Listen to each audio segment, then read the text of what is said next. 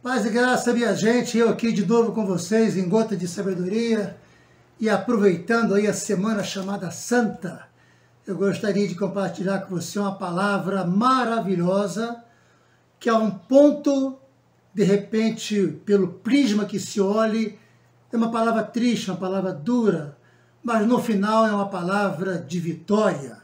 Estou falando dessa semana chamada Semana Santa, onde se comemora a Páscoa.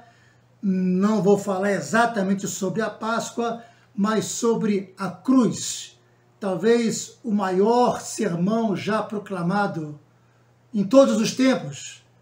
E o autor, quem pregou, foi o próprio Cristo com a sua própria vida. Por isso, fica comigo.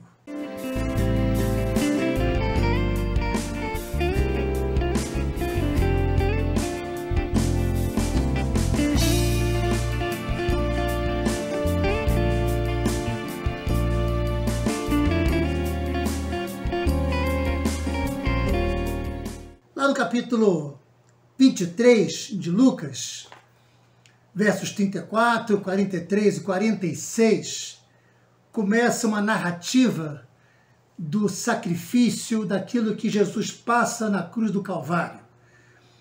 É bem verdade, nós já conhecemos a história, Jesus desde a quinta-feira, que ele vem sofrendo todo tipo de maltrato, de açoites, de humilhação, não dormiu de quinta para sexta, foi escarnecido, foi chicoteado. Os chicotes que os romanos usavam naquela época eram terríveis, feitos de tira de couro, com pontas de ossos na ponta. Quando se puxava, aquilo arrastava carne e pele junto com sangue. Era uma coisa, era uma dor insuportável. O nosso Jesus passou por isso. Depois da via crucis, a via dolorosa, Jesus agora chega no Calvário, no Monte das Caveiras, aonde ele é suspenso entre o céu e a terra para ser crucificado.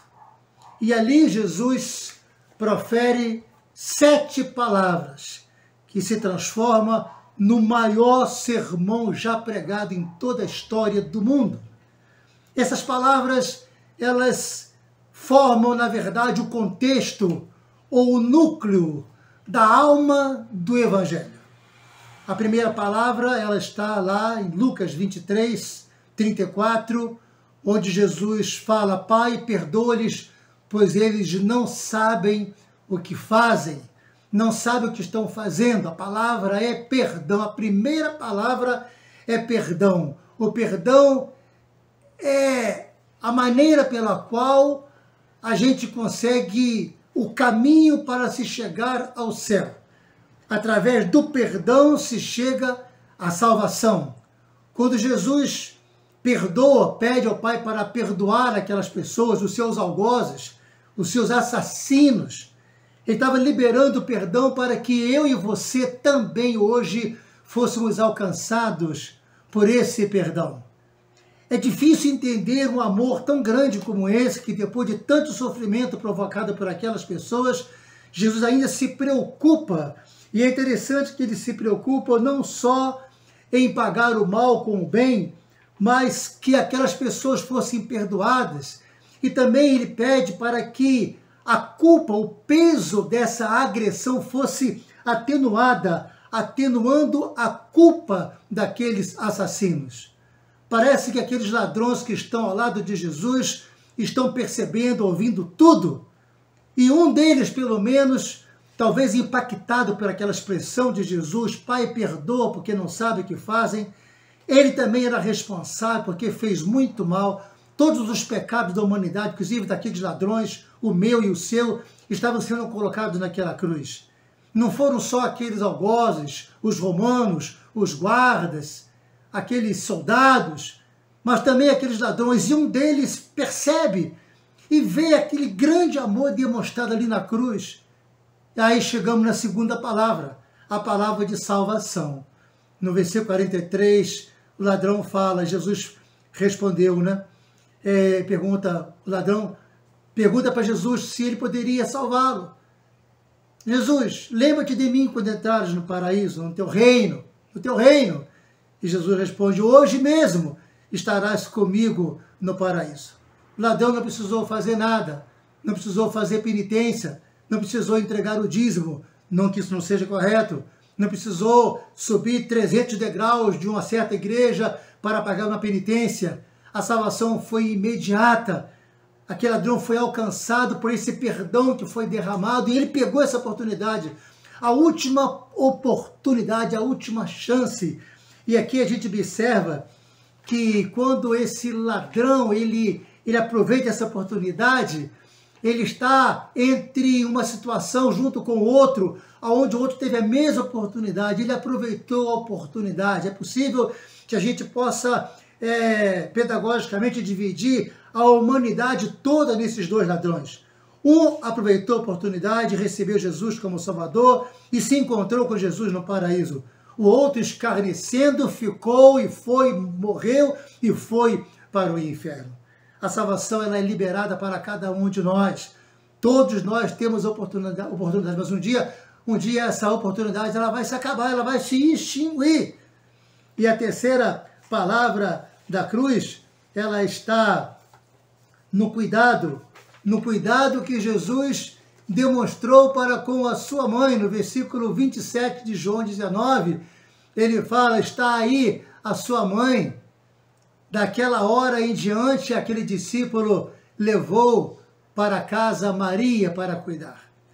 Jesus se preocupa em meio a tanta dor, ele se preocupa com Maria, com a sua mãe. É verdade que os irmãos de Jesus ainda não eram convertidos. A gente pode concluir que Jesus não podia confiar muito nos irmãos, porque não eram crentes. Jesus queria alguém comprometido com Deus, comprometido com a palavra, com o evangelho, para cuidar da sua mãe. É possível que José, a essas alturas, já tivesse morrido, e Jesus deixa então a cargo de João, o próprio João que escreve. Ele não quis, talvez por humildade, se colocar nessa posição, dizendo que ele mesmo estava nessa posição, mas se refere ao discípulo a quem Jesus amava, e Jesus então deixa a cargo de João o cuidado com Maria. Quantos de nós temos nossos pais, muitas vezes não cuidamos, não telefonamos, não nos responsabilizamos, talvez enfermos, doentes. Aí eu pergunto a você, há quanto tempo que você não liga para o seu pai, para a sua mãe, talvez distante, morando no outro estado, ou talvez no outro país, ou talvez muito perto e você não visita? Jesus deixa esse exemplo a cada um de nós, cuidando daqueles que nos são caros. Ele se preocupa em meio a tanta dor. Jesus não se preocupa tanto consigo mesmo. É o que ele nos ensina, deixar um pouco dessa preocupação pessoal, a preocupação com o nosso umbigo, com nossas finanças, com nossa agenda, e cuidar daqueles que estão perto da gente, particularmente nossos pais, aqueles que nos criaram. Aliás, é uma questão de honra, há uma promessa de longevidade para aqueles que cuidam do pai e que cuidam da mãe. A propósito, meu pai, na última quarta-feira, ele completou 96 anos. Fomos a um restaurante e ele comeu aquilo que ele queria, saboreou. Depois fomos a uma casa de doces espetaculares, onde ele pôde também, com moderação, comer aquilo que ele queria comer. E eu fico muito grato ao Senhor pelo privilégio, pela honra de poder cuidar do meu velho com 96 anos, e peço a Deus que nos dê essa graça, nos dê essa oportunidade de continuar tendo esse privilégio e poder cuidar dele. Cuide dos seus pais, cuide daqueles que são idosos, não os coloque em asilos, pague um preço por eles e Deus vai te recompensar. Tem uma outra palavrinha aqui que é importante, a quarta palavra da cruz, está lá no Mateus 27, 46.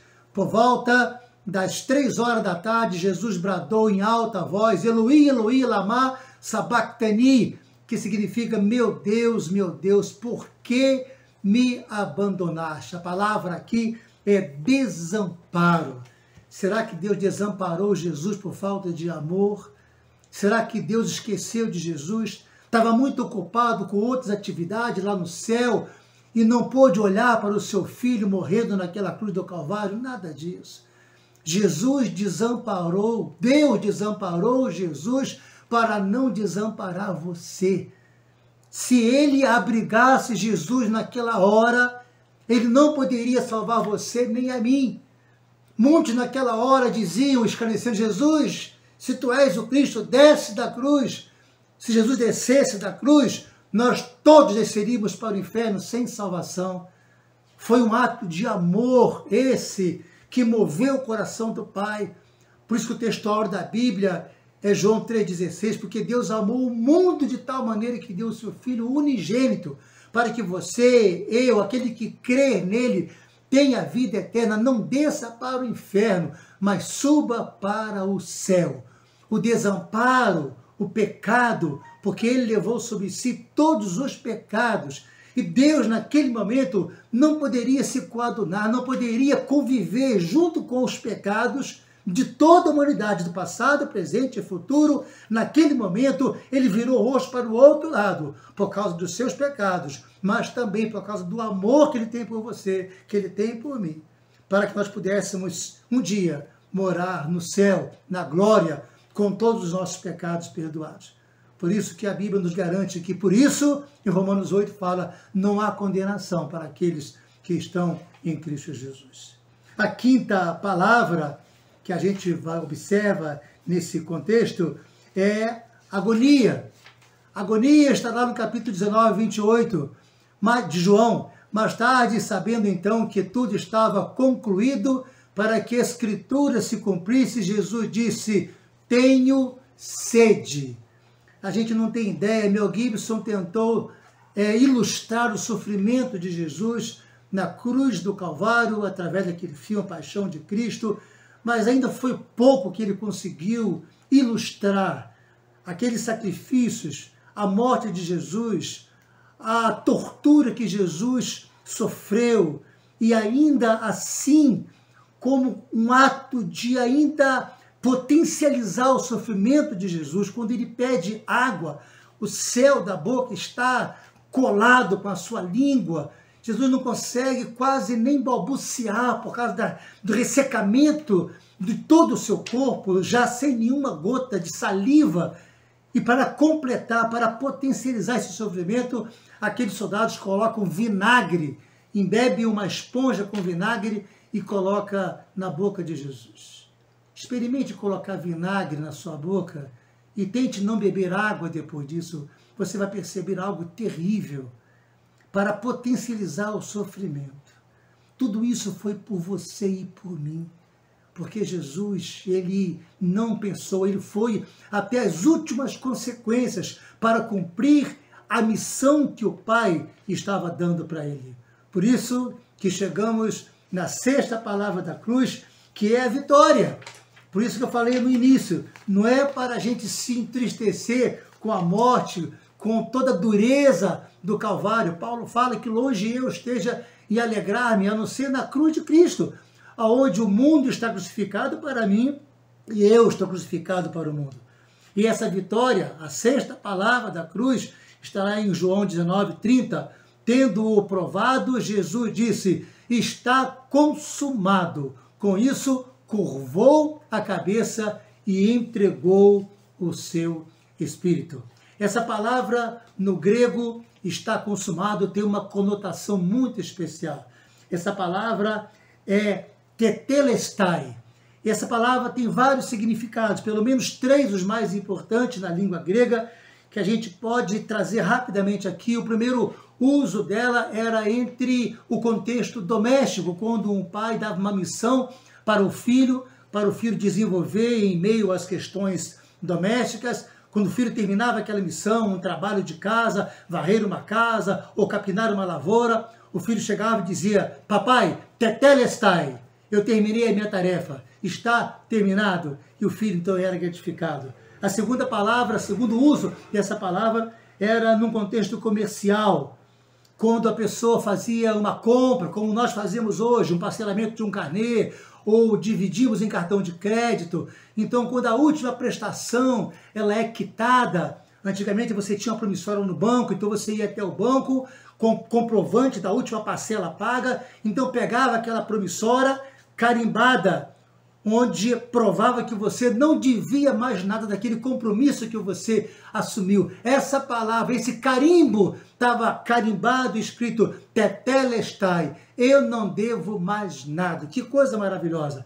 E o terceiro emprego dessa palavra, que eu acho muito interessante, é no setor imobiliário. Quando você comprava uma propriedade, comprava um terreno, uma casa, e você, quando ia pegar a escritura, essa escritura era acompanhada de testemunhas, e quando recebia a escritura tinha um carimbo, tetelestai. Foi isso que Jesus fez na cruz do Calvário. Ele veio para cumprir a missão e falou: papai, eu cumpri a minha missão.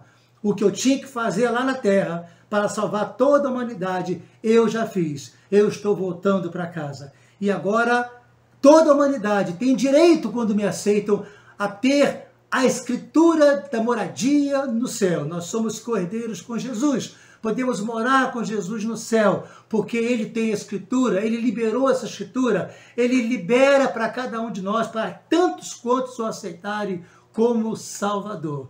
Tetelestai. Está consumado, a escritura está carimbada com o sangue do Cordeiro e você pode morar no céu sim. Você tem a escritura do céu, a escritura de uma casa no céu para morar no céu. Que coisa maravilhosa, meus queridos. E a sétima palavra é a palavra que fala sobre rendição. A rendição é aquilo que a alma do Evangelho está impregnada, porque todo o contexto do Evangelho está no papel, em todo aquele contexto de sofrimento, de vitória, de rendição, quando Jesus, lá no Lucas 23, 46, fala: Jesus bradou em alta voz: Pai, nas tuas mãos entrego o meu espírito. Tendo dito isso, expirou. Satanás talvez pensasse que estava tendo vitória. Foi uma sataneira, foi uma armadilha. Ele achou que Jesus morrendo, ele estava bem. Mas a Bíblia diz que o céu se enegreceu. Sepulcros se abriram. Pessoas saíram de suas catacumbas, de suas prisões, de suas covas. Jesus agora é vitorioso. Agora essa rendição, essa entrega, Jesus comandou a sua morte. Ele não falou já sem força: Pai, nas suas mãos entrego o meu... Não. Ele bradou em alta voz, comandando esse momento de entrega absoluta e rendição, para que eu e você pudéssemos ser salvos e morar no céu. Tudo aquilo que Jesus fez na cruz do Calvário, aquelas mortes, aquelas dores, todo o sofrimento, tudo aquilo que um dia Jesus pagou com todo o seu sofrimento, foi para que você e eu pudéssemos ter acesso ao céu.